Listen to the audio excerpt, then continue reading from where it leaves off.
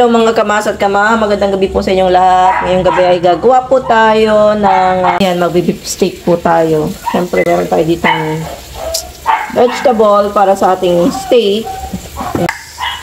I-blanch lang po natin ang ating vegetable. Naglagay ako ng enoki, capsicum, carrots, sayote at broccoli. Dinidepose ko lang po saglit yung ating beef using pan. Okay? So, hindi ko na siya microwave. Dito na lang sa pan. So, blanch muna natin yung ating vegetable. Siyempre, unahin natin itong carrots at saka sayote. Kasi, parehong medyo matigas siya ng konti.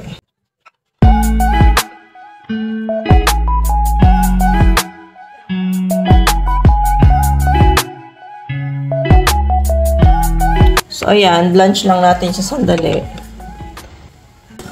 Ayan, broccoli. I-lunch din natin siya. So, wait lang natin siya for a few minutes. Tatanggalin na rin po natin siya. Ito na mga kamasa yung ating steak. Ayan. Wow! Sarap niya. Ribeye steak. So, lagyan na natin siya ng pepper. Habang pan steak natin siya. Pan steak.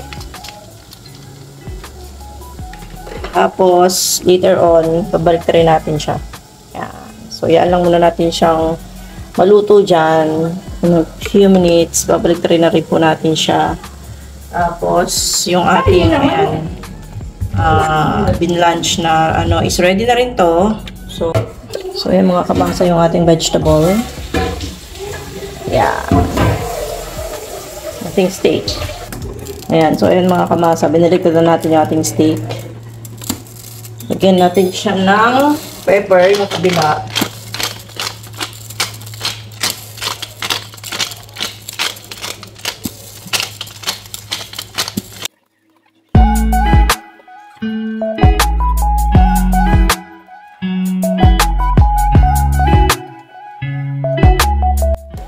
Yan, syempre, lalagyan natin siya ng butter.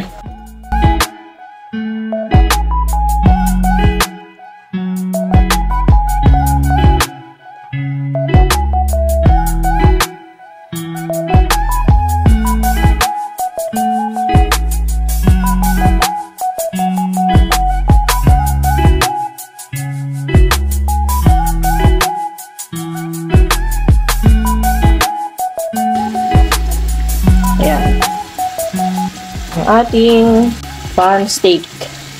Hindi na natin siya nilagay sa steak pan. Ito na lang natin siya diniretso.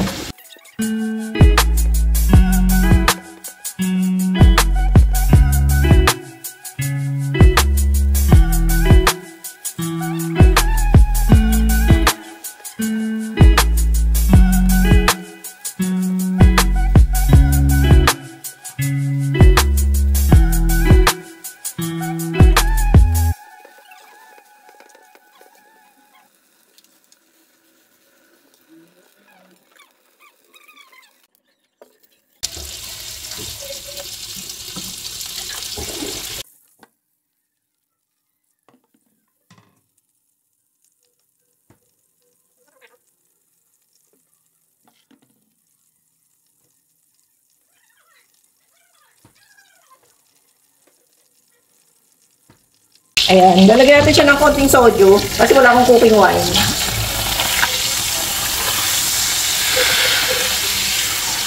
Ayan. So, lagyan natin siya ng konting liquor. Kalimutan ko pong magdala ng cooking wine. Tapos lagyan natin itong ating vegetable.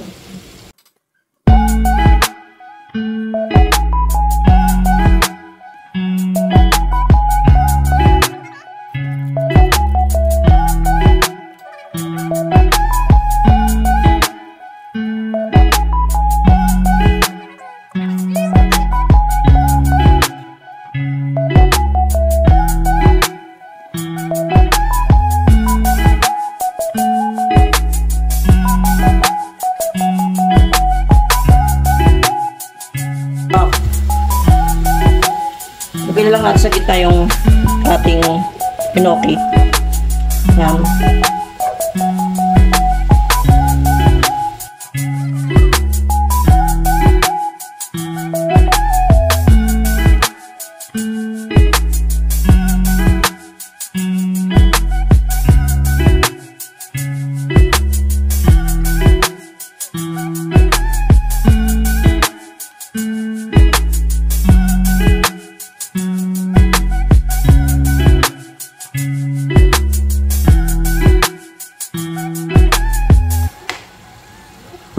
So, ayan.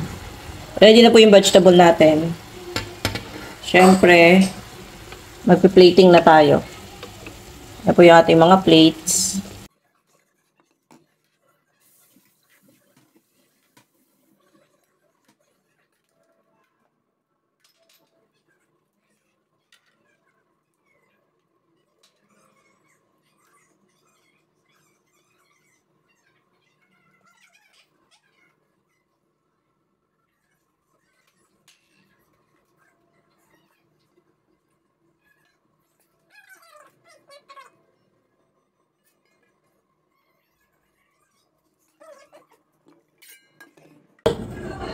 Ayan.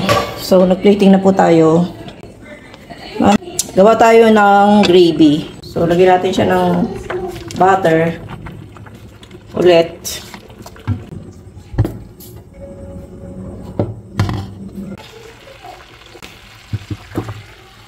Gawa tayo ng gravy. Lagyan natin siya ng konting soy sauce, mga kamasa. Lagyan mo muna sa rep to kasi yun. Kulang pa ito. Butter po eh.